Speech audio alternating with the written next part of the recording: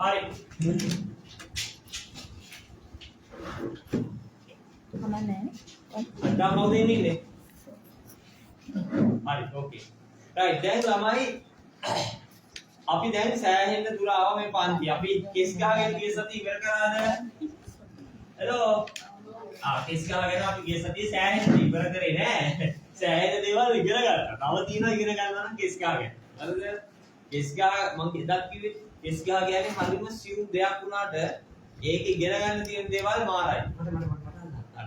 පස්සේ යනවා. හරි. දැන් මොනවාද? හරි. ගත්තම දැන් මේ products right මොනවාද අවද? දැන් අපි මේ products ගත්තාම තමයි ඔයගොල්ලෝ පේන්නේ ඇති මෙතන තියෙනවා নানা ප්‍රකාර products මොනවාද?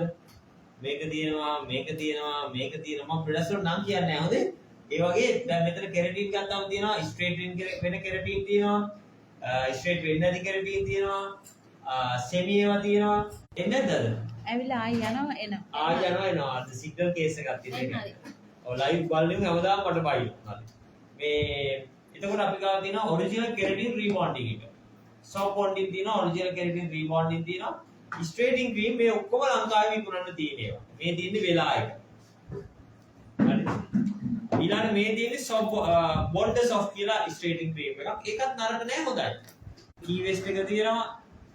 ඊළඟට කර්න් එකටම සමාන එකක් මේක ෂීල්ඩ් එක. හරි. ඔය වගේ මෙතන තියෙනවා নানা ප්‍රකාර. එතකොට මේකත් මේ beauty balance කියලා product එකක්. ඒකත් ඔබට සාම්පල් දුන්නා. මේකත් ඉතින් ස්ට්‍රේටින් ක්‍රීම් එකක් තමයි. හැබැයි මේක soft bonding ක්‍රීම් එකක්.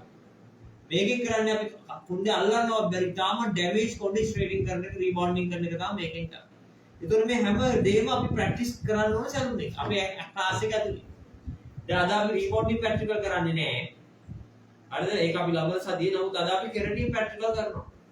ඒතකොට ඕගොල්ලෝ මේ පන්ති ඇතුලේ අද අපි කරන්න ඕනේ මේ කර්ලි කොණ්ඩයක් කොහොමද කෙරටින් කරන්නේ. හරිද? අපි නිලු ඉන්නෝනේ අද නිලු ඒ වැඩේට ගන්න. හරිද? ඊළඟට